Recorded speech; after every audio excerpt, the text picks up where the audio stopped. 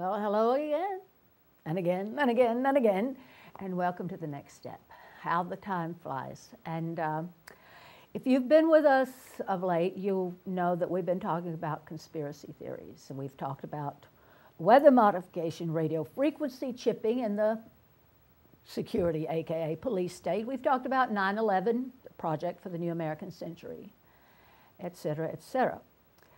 But none of these conspiracies stand alone. They're part and parcel of a larger agenda.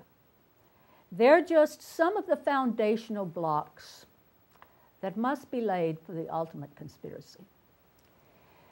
The conspiracy to gain the ultimate prize. The control of this earth, its resources, and its people. And like it or not, at the level of that kind of conspiracy, you, like me, are simply considered as a resource. And I know you don't think of yourself as a resource. I certainly don't think of myself as a resource. But the fact that at the highest levels of power, that's all we are, all we ever have been.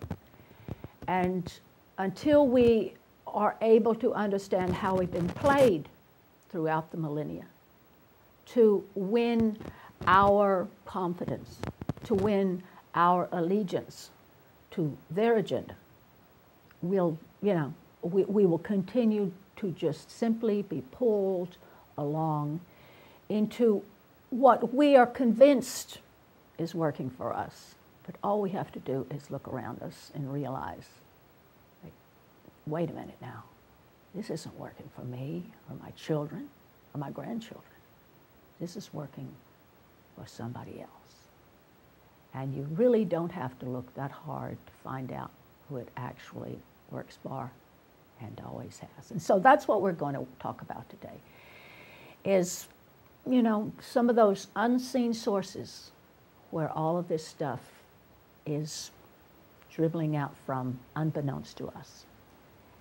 And I have today here with me again the wild and wonderful Brett Hughes, and he's brought along some of his insights on these issues, because you really have to stick with it. It's a hard slog to stay with something as painful as the conspiracies that have been corrupting us as human beings for so long. But we're trying to do it, and we're trying to enlighten you a little bit. Go ahead. Okay. Take it away. One thing I wanted to say is that our nation was born from a conspiracy. It's called the Declaration of Independence. We celebrate it, I believe, on the 4th of July. And so what this conspiracy was is basically the states in the United States, or it wasn't the United States then, but in America, yeah. Our states, our colonies there, felt like King George and his entire government had a conspiracy against them to subjugate them, to tax them beyond what's reasonable, to actually implement like a police state, to just turn them into a little colony that's basically just a slave to England and the government and King George. And so that is the type of conspiracy that we're talking about here, but something that's bigger, that's happening today, and it's unseen if you're paying attention to mainstream media. If you look at The Prince, the book The Prince, written in like 15th, 16th century, you can see the realism of politics behind the scene, of how leaders are cynical and they do not have the people's interests in mind. And I'm kind of hitting some random topics, but I think they're important and very telling. On the top of the entrance of the CIA, there is a quote that says, chiseled into the marble entrance, it says, "The truth shall make you free." Isn't that interesting? That the CIA would have "the truth shall set you free." That's amazing. Shall make you I hadn't free. heard that. Yeah, it's very interesting. And of course, the CIA is all about lies Yeah, and concealing secrecy. the truth. Exactly. Certainly. So why would they have something like that? Well, if you take the logical converse of that, which is basically the same statement again, just worded differently, lies shall enslave you. Yeah. Oh, Secrecy that's a good point. Yeah. shall enslave you. And that's exactly what's happening today. And so, and if you read the book, The Secret Team by L. Prouty, I forget his first name. Yeah. Fletcher L. Prouty, I believe his name is.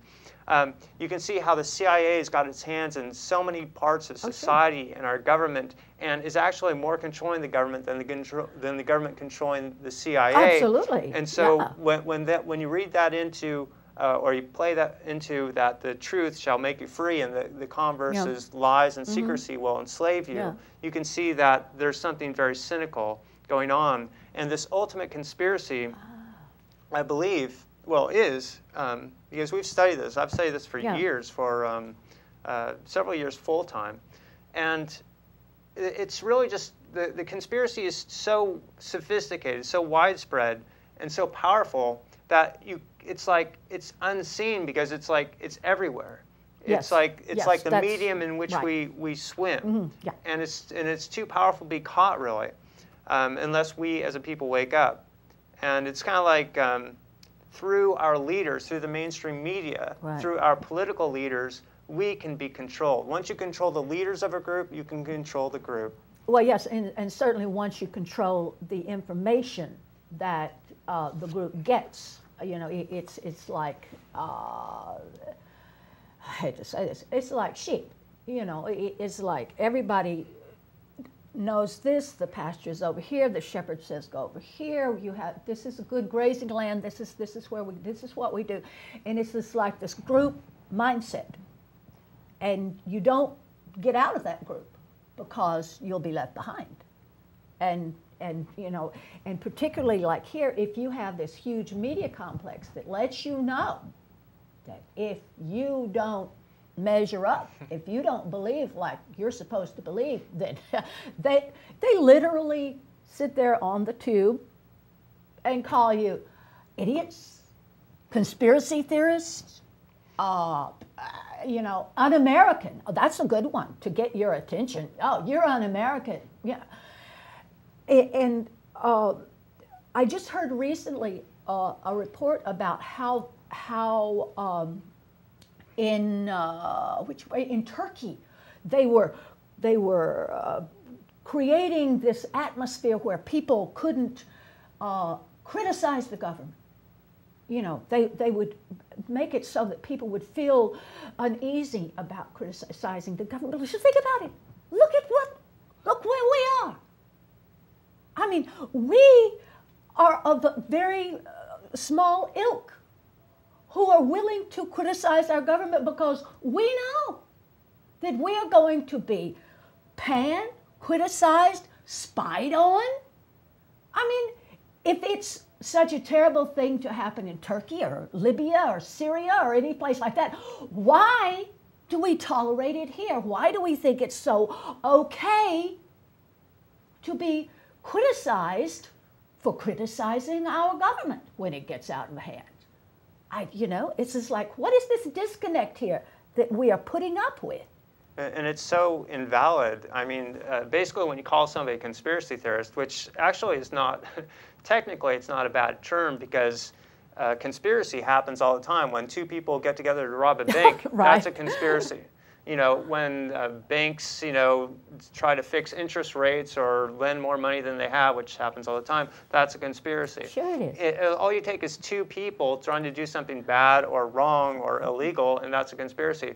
A theory could be like the theory of evolution, the theory of 2 + 2 = 4, you know, whatever, you know, and a theory just depends on the evidence. So just the term itself is you know, it's kind of like, so what? But the way they use it, they use it as a pure derogatory, just basically like name calling. Like you have to be absolutely crazy. Yeah, it's just primitive stuff, and it's just it's an ad hominem fallacy. It's invalid, completely invalid. But it's really interesting how times have changed, in that previously our leaders and our presidents would criticize the government themselves, or ex-presidents have. Sure. Yeah. And they would be what we would call conspiracy theorists. In fact, conspiracy theory is as American as apple pie, just like the Declaration of Independence shows. For example, let me give you a little quote by George Washington. You want to talk about conspiracy theorists? We're talking about our father of our country here. Okay, I'm going to read this quote. "It was not my intention to doubt that the doctrines of the Illuminati and principles of Jacobism," I'm not pronouncing that right, "had not spread in the United States. On the contrary, no one is more truly satisfied of this fact than I am.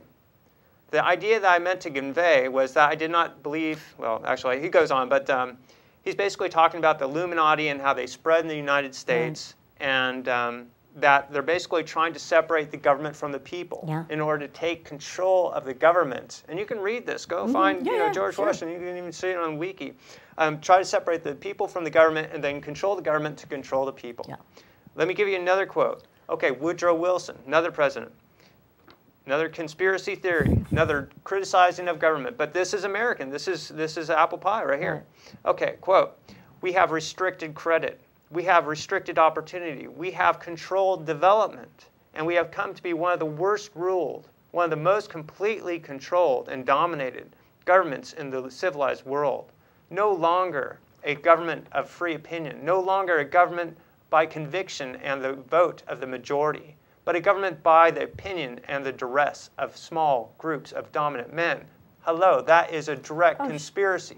These small groups of dominant men, that is a conspiracy trying to control the government, trying to control government corporations to control the people, to take advantage of them. Teddy Roosevelt, another president, quote, "Behind the ostensible government sits enthroned an invisible government, owing no allegiance and acknowledging no responsibility to the people." Invisible government. Once again, a total conspiracy by a president. Yeah, beautiful. A conspiracy on, against the people. Okay, Franklin D. Roosevelt, World War II president. Okay, quote, "The privileged princes of these new economic dynasties, thirsting for power, reached out for control over government itself. They created a new despotism and wrapped it in the robes of legal sanction." And they've done a damn good job, haven't they? Yeah. So once again, president after president after president criticizing the government, saying there's conspiracies, they're controlling the government. You know, this is what's really going on. And because you're not hearing about it in mainstream media, I wonder why. Because the small groups of dominant men are controlling the mainstream media. Yeah, certainly. Like if I had said that, or if someone on a mainstream media call-in show or something like that would call in and say that out of their own mouths. Rush Limbaugh, O'Reilly, Ed Schultz. They would go, "Oh, you're crazy, you're an idiot, you're an American conspiracy theorist." That's what they're paid to do. And it works so well. The intimidation factor in the human psyche is unparalleled, I guess. And the fact is, you have to realize how many decades, enormous amounts of money and effort have been pumped into think tanks to control human thought, human reaction, and to figure out how to get people to follow agendas that are totally odious and not in their best interest. That's what power does. I mean, it used to, they didn't have a whole lot of options besides whips and chains and guns and that kind of thing. But now, through the centuries, I mean, there's a point at which power knows that you have to go, "Oh, for the queen, we are all one. I love my subjects." You know, you have to build that up. But now, the ability with a mass compliant media to deliver this juggernaut of basically a type of mind control. Again, they have invested so much time and money in your mind, not your welfare, They need your compliance. And that's what, if they had put as much money into jobs and welfare and education as they do in trying to figure out how to make you comply with their agenda, hey, we would all be well off. But that's not the purpose of power. We believe it's the purpose of power to serve us. But put yourself in the position of some of the power elites in the last, say, 500 years ago. What do you think they believe? 400 years ago, 300 years ago, 200 years ago. It's a continuum. There is no difference between the objectives of power. They never stumbled and went, oh yes, we're here to serve the people. The power has never been there to serve the people. The people serve the agenda of power, and that's just the way it works. Because particularly after we have allowed power, as Brett was saying, like in the CIA, to cloister itself, to sequester itself in secrecy, power knew long ago that if you want ultimate power, if you want the real stuff, you do it in secret. The people should not know what it is you're about. Go ahead. And let's talk about power. We all know that money is power, right? Yes, sir, it sure is. And we all know when you're looking for the criminals, when you're looking for the people in charge, what do? Is it something about follow the money or something like that? Yeah, I was thinking that sounded like. And so if you follow the money, who's got all the money? The banks, right? Yeah. Now, if you follow the bank's money, who has the bank's money?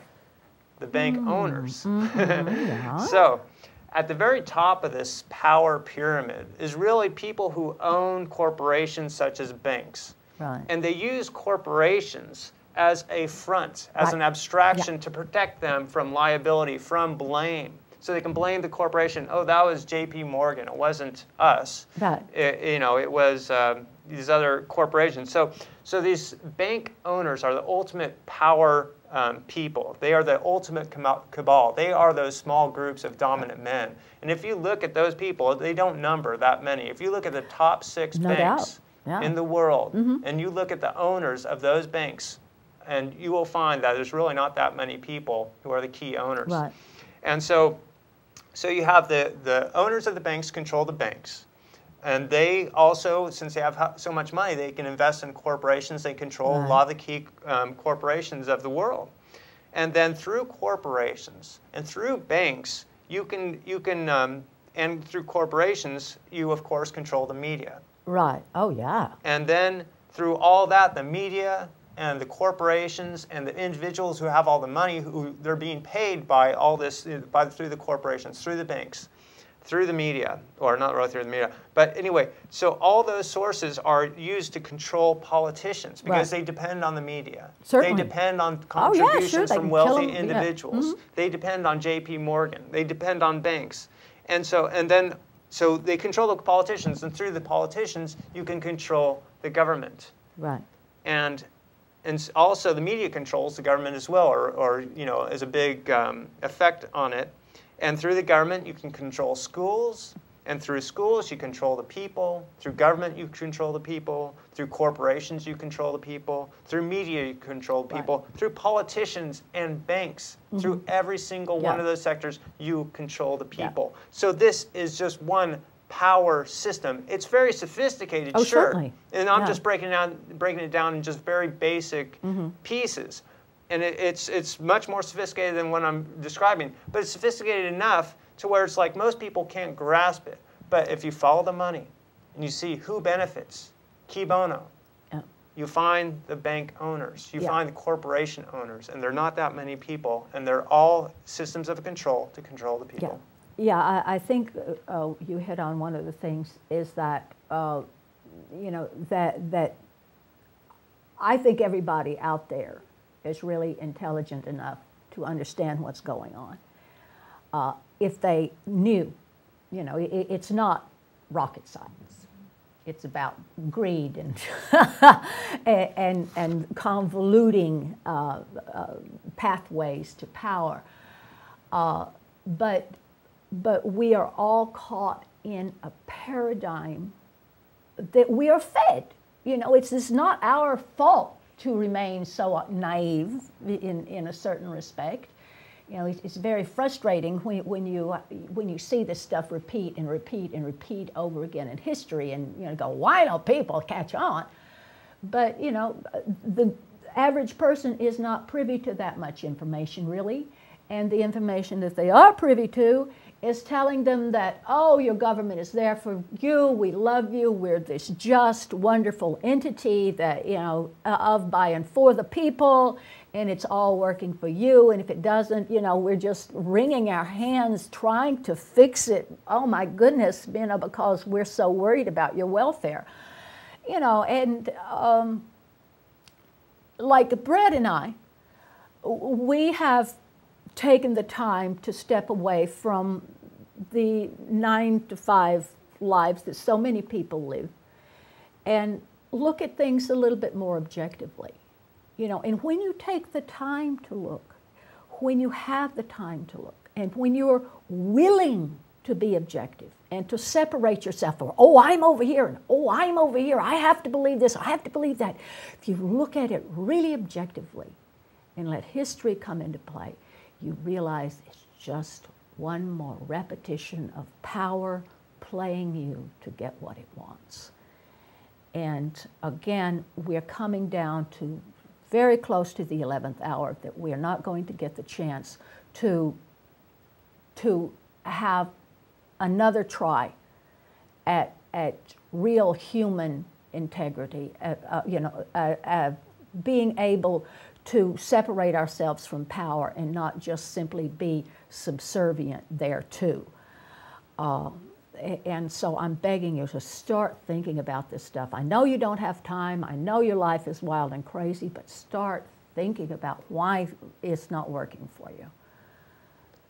Yeah, and unfortunately, like most people in the United States right now, they're not that bad off yet. Well, yeah, and, yeah, that's true. It's a weird comment to make. Yeah. But when you're participating in a system, and you're not, you know, dying, you're not, you know, strapped for money or whatever, right, you tend to just buy into it. Yeah. But just take our word for it. This will not work for you in the future.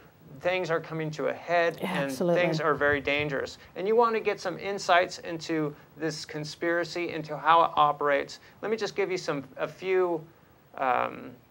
few references for you to check out. Please check these out. You can find them on my website, mostcrucial.info. Go to videos and corruption. But anyway, I'm just going to list them off, so grab your pen and paper real quick.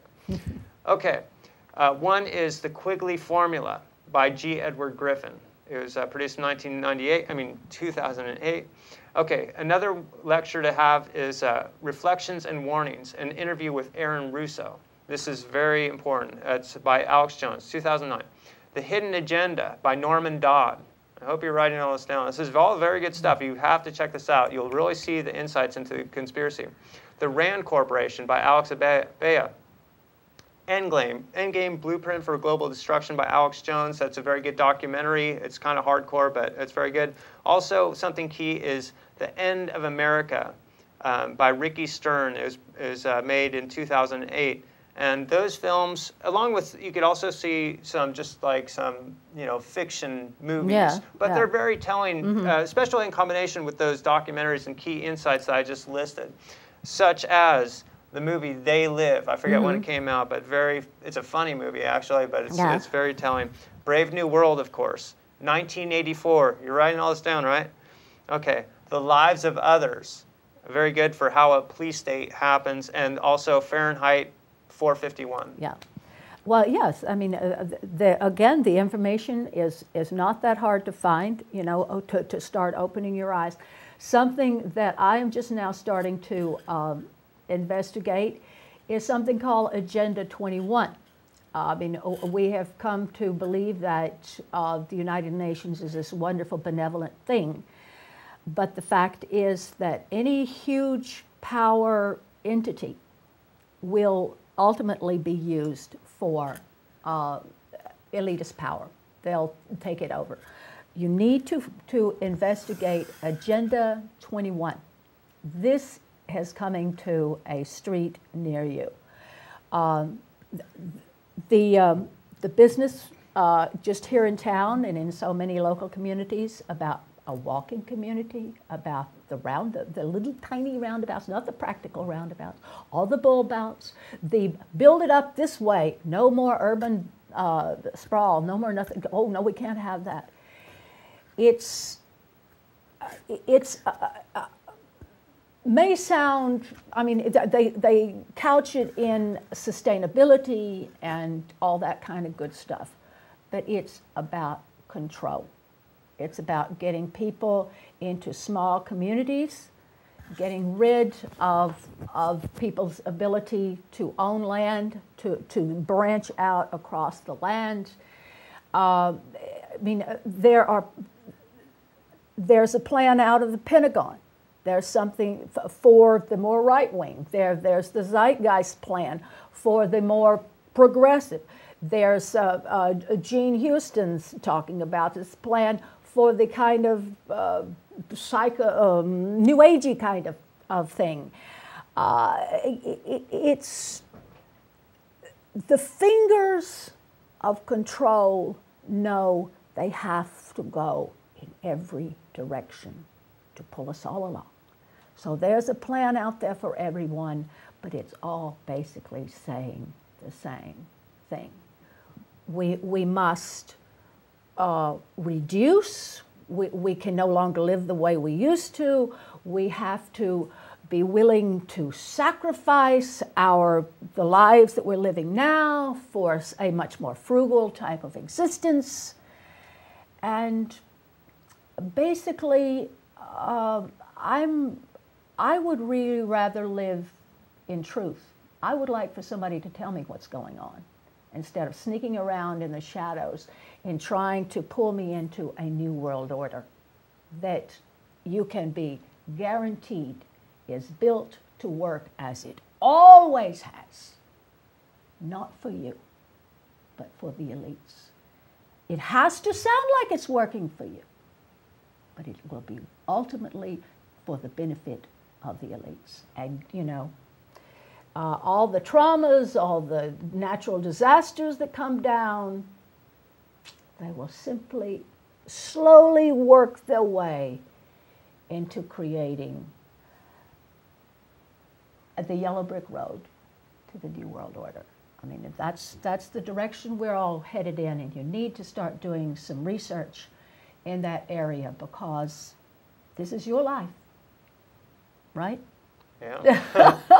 This is your future and mine, and you know, best to be at least a little understanding of where it's headed, so you're not totally taken off kilter. But thank you for your attention, and do come back.